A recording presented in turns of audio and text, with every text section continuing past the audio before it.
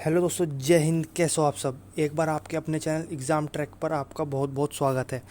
तो दोस्तों, ऐसे कि आपको पता है भाई, सीआईएसएफ की फायर कांस्टेबल की वैकेंसी निकली हुई है, जिसका सबसे पहले फिजिकल होगा, फिर बाद में रिटन एग्ज़ाम होगा। ठीक है ना, ये तो आपको पता होगा। बट आज मैं इससे अलावा आपको ये बताने आया हूँ कि इसकी जॉब प्रोफाइल कैसी है, फैसिलिटीज़ में क्या क्या है, सैलरी है कितनी है, इसमें प्रमोशन कैसे अब तेज़ है या धीरे कैसे है, और हॉलीडे कितनी छुट्टियाँ इसमें साल में मिल जाती हैं। ठीक है ना। तो इस वीडियो में भाई प्लीज़ लास्ट तक देखिएगा, क्योंकि मैं बता दूँ आपको, जो नॉर्मल जीडी की कांस्टेबल की जॉब होती है उनके बारे में सबको पता रहता है, बट ये फायर की जो जॉब होती है ये सीआईएसएफ वाले की स्पेशली 4 से 5 साल में एक बार निकलती है।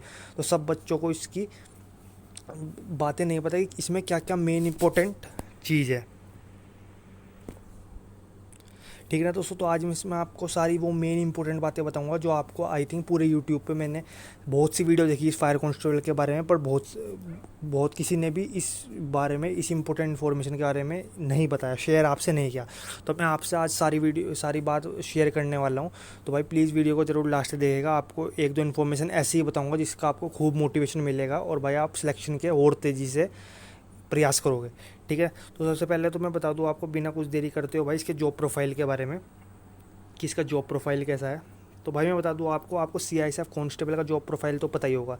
जितनी भी हमारे इंडस्ट्रियल जगह है वहाँ पे इनकी तैनाती लगती है। ठीक है, चाहे हमारे न्यूक्लियर प्लांट हो, ठीक है, चाहे आपका ये आपका हो गया रेलवे का तो खैर अलग रेलवे प्रोटेक्शन फोर्स होती है, मतलब ये जो दिल्ली मेट्रो है इसमें भी सीआईएसएफ की लगती है, चाहे एयरपोर्ट मेट्रो है वहाँ पे भी सीआईएसएफ की, एयरपोर्ट्स होते हैं वहाँ पे भी सीआईएसएफ की लगती है।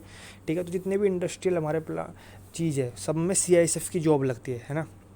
बट फायर वाले का ये काम नहीं है। अगर आप सोच रहे हो इनका भी यही काम है, इनका ड्यूटी देना काम नहीं है, वहाँ पे जो फोर्स है सिक्योरिटी करने का इनका काम नहीं है। इनका काम अलग है। इनका काम कहीं ना कहीं जो यूपी पुलिस कांस्टेबल फायर की जॉब है उससे रिलेटेड उनका जैसा काम है, ऐसे ही इसका काम है। ठीक है ना, सीआईएसएफ फायर कांस्टेबल का इसका मेनली काम क्या होता है कि जितने भी इंडस्ट्रियल हैं, अगर इनमें किसी में भी कुछ, वैसे मैं तो नहीं चाहता कि कभी भी हो, बट अगर इन केस हो जाता है, आग उग लग जाती है, तो इनका काम उसे बुझाना है। ठीक है ना, उस आग को शांत करना है, या कुछ भी वहाँ पे हानि आ जाती है तो मेन इनका जो एक्शन लेना है वहाँ पे है। ठीक है ना। तो ये सिक्योरिटी करना इनका काम नहीं है, वो जीडी वाले कांस्टेबल होता है उनका काम होता है, इनका काम ये नहीं होता। अगर आप सोच रहे हो इनका अलग काम है, क्योंकि आप इनके नाम से पहचान जाओगे कि फायर कांस्टेबल। ठीक है ना, तो इसलिए इन्हें फायर कांस्टेबल कहा गया है। ठीक है। और मैं आपको बता दूं, ये मोस्टली अपने हेडक्वार्टर पे ही रहते हैं, है ना, वहीं से ही अपना अगर कहीं भी हो वहीं से विजिट करके जाते हैं। बट जो इनके सब स्टेशन होते हैं, कुछ कॉन्स्टेबल्स वहाँ पे भी रहते हैं, बट मोस्टली जो कॉन्स्टेबल होते हैं इनके हेडक्वार्टर पे रहते हैं, मतलब मेन सिटी में रहते हैं।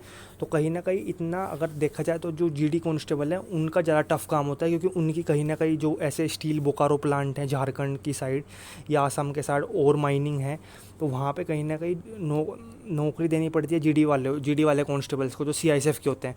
बट इन्हें वहाँ पे नौकरी नहीं देनी पड़ती। ऐसी बात नहीं है वहाँ पे काम नहीं है, वहाँ पे अगर भाई आग उग लग जाए तो बिल्कुल जाएंगे, बट कहीं ना कहीं इनकी हेडक्वार्टर सब स्टेशन पे ही ड्यूटी लगती है, तो वहाँ पे तो इसी चीज़ को देखते हुए कहीं ना कहीं इनका ईजी जॉब है फायर वालों की, एज़ कम्पेयर टू ये जीडी कांस्टेबल वालों से। ठीक है ना। दूसरी बात मैं बता दूँ आपको, इसमें इन्हें बहुत से बच्चे पूछे सर इन्हें गन मिल जाए, तो इन्हें भाई गन नहीं मिलती। ठीक है ना। गन अगर मोस्टली इस केस में अगर आपका कमांडेंट चाहे, आपका कमांडेंट आपको फायर कांस्टेबल से डेपुटेशन करके कुछ दिनों के लिए सीआईएसएफ कांस्टेबल में भेज दे, जीडी वाली में, तो जब आपको गन मिल जाएगी। बट वैसे आपको जनरली गन नहीं मिलती, या कुछ स्पेशल कंडीशंस में आपको गन मिल सकती है, बट वैसे वो भी आपको कमांडेंट चाहे उससे आप एप्लीकेशन लिखवा के जब मिल सकती है, बट वैसे नहीं मिलेगी। ठीक है ना।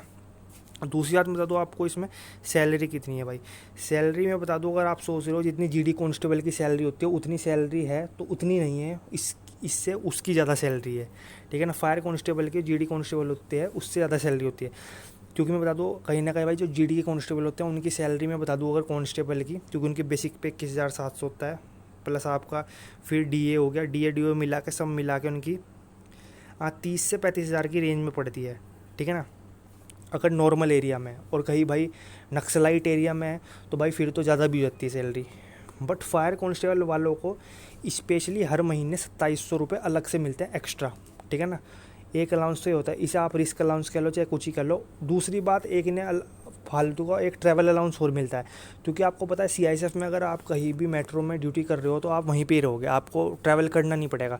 जबकि फायर में आप 50-50 किलोमीटर तक भी एक दिन में आप ट्रैवल कर सकते हो, वो आपकी ड्यूटी के नेचर पे डिपेंड है, ठीक है ना। आप कहीं भी लग गई और भाई आपको उसे हैंडल करना है तो आप 50 किलोमीटर भी ट्रैवल कर सकते हो।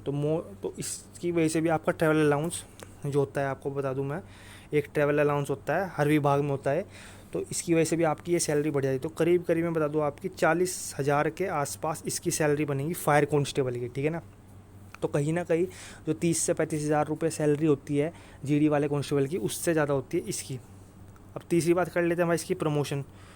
तो भाई प्रमोशन भी मैं बता दूं आपके इसमें विभागीय प्रमोशन होते हैं थ्रू पेपर के थ्रू, बट कहीं ना कहीं जो जीडी कांस्टेबल के बंदे हैं उनसे प्रमोशन तेज़ होता है इनका। उसका एक रीज़न ये है कि जीडी कांस्टेबल की जो भर्ती होती है लगातार होती रहती है, ठीक है। अभी 2018 में आई थी, फिर ये अब 2021 में आई, इसका पेपर भी हो गया, ठीक है, एसएससी जीडी के थ्रू, और काफ़ी नंबर ऑफ पोस्ट ज़्यादा होती हैं एज़ कम्पेयर टू इसमें। दूसरी बात सीएसएफ फायर कांस्टेबल की, ये डायरेक्ट भर्ती है, बीच में कोई भी भर्ती नहीं होती, ना तो हेड कांस्टेबल की होती है फायर की और ना ही सब इंस्पेक्टर की फायर की होती है। वहीं जीडी वालों की हेड कांस्टेबल की भी आती है सीआईएसएफ की, और सब इंस्पेक्टर की भी आती है, जिसे आप एसएससी सीपीओ कहते हो, आपको पता भी होगा, ठीक है ना। एसएससी सीपीओ करके एग्जाम होता है, अगर आपको नहीं पता तो मैं बता दूं, तो उसमें सब इंस्पेक्टर और असिस्टेंट सब इंस्पेक्टर की सीआईएसएफ की दोनों की भर्ती आती है, और हेड कांस्टेबल की सीआईएसएफ की अलग से निकलती ही है, ठीक है ना। तो इस वजह से जो नॉर्मल जीडी का कांस्टेबल होता है सीआईएसएफ में, उसका प्रमोशन तेज़ नहीं होता, जबकि जो फायर वाली जीडी का कांस्टेबल, जो फायर कांस्टेबल होता है, उसका प्रमोशन तेज़ होता है, क्योंकि बीच में कोई एंट्री नहीं मार सकता, ठीक है ना। ना तो हेड कांस्टेबल की निकलती फायर की और ना ही सब इंस्पेक्टर की, तो इन्हीं का ही प्रमोशन होता है, और भाई बहुत तेज़ी से प्रमोशन होता है, ठीक है ना, as compare to GD constable. ये कांस्टेबल से senior constable plus head constable, और मैं कहूँ रिटायरमेंट तक, सब इंस्पेक्टर तक भी आराम से चले जाते हैं, जबकि जो जीडी वाले कांस्टेबल होते हैं वो सब इंस्पेक्टर तक नहीं जा पाते, ठीक है। अब बात कर लेता हूँ भाई मैं हॉलीडे की। हॉलीडे की अगर मैं बात बताऊँ तो भाई हॉलीडे में भाई एक तो आपका वीकली ऑफ रहता है संडे में, ठीक है ना। संडे में आपको ऑफ मिलेगा, वो ज़रूरी नहीं संडे में ही मिले, बहुत से यूट्यूबर ये भी कह रहे थे कि संडे में मिलेगा, नहीं ऐसा नहीं होता। अगर भाई संडे में सारे ही ऑफ ले लेंगे तो फिर ड्यूटी कौन करेगा, वो आपका वीक में एक दिन बन जाएगा, वो आपके जो कमांडेंट साहब होंगे, ठीक है ना, आपके जो यूनिट के कमांडेंट होंगे वो आपका डिसाइड करेंगे, ठीक है, वो आपके हाथ में नहीं है। तो हफ्ते का कोई भी एक दिन ज़रूर डिसाइड होता है, वो हर एक के लिए होता है, ठीक है। दूसरी मैं आपको बता दूं, आपकी फिर होती है अर्न लीव ईएल, ठीक है, ये आपकी 30 दिन की होती है। फिर एक होती है कैजुअल लीव, वो होती है 15 दिनों की, ठीक है। और एक होती है फिर हाफ, ठीक है ना। अर्न लीव का मतलब आपने छुट्टी कर ली, पूरे साल में 30 दिन की होती है, ठीक है ना। ये सीआईएसएफ जीडी वाले के लिए भी यही सेम है, और भाई आपका फायर कांस्टेबल वाले के लिए, ये मैं आपको पहले ही बता दूं, ठीक है। तो पूरे साल में 30 की होती है। फिर होती है कैजुअल लीव, मान लो आपको इमरजेंसी में कहीं जाना पड़ गया तो आपकी 15 दिन की मिलती है, तो 45 दिन तो यही हो गए, ठीक है ना। फिर उसके बाद अगर आपको छुट्टी चाहिए तो फिर आपको एक ऑप्शन मिलता है कि आपको छुट्टी तो मिल जाएगी, पर आपकी उस दिन की आधी सैलरी कटेगी, ठीक है ना, जिसे हाफ पे लीव के नाम से भी जाना जाता है, ठीक है भाई। आपको छुट्टी मिल जाएगी, ऐसी कोई बात नहीं है, आपको कमांडेंट साहब को करना पड़ेगा रिपोर्ट, बट आपको उसमें हाफ सैलरी कटेगी, ठीक है, और वो पूरे साल में 20 होती है, ठीक है। तो ये मोटा मोटा मैंने छुट्टी का बता दिया, बाकी मैं छुट्टियों की अलग से वीडियो बना दूंगा, अगर आप चाहो तो आप नीचे कमेंट सेक्शन में कमेंट कर देना, क्योंकि इनके ये तीन छुट्टियाँ हो गई, बट इनसे अलावा और भी बहुत सारी छुट्टी होती है, जैसे मैटरनिटी लीव होगी, पैटर्निटी लीव होगी, और मैं आपको बता दूँ एक स्पोर्ट्स के थ्रू भी एक लीव मिलती है, बाकी CLL मिलती है, ठीक है ना, एक DLL मिलती है, तो बहुत सी लीव होती है। अगर आप चाहो तो कमेंट सेक्शन में कमेंट कर सकते हो, मैं आपकी वो बना दूंगा।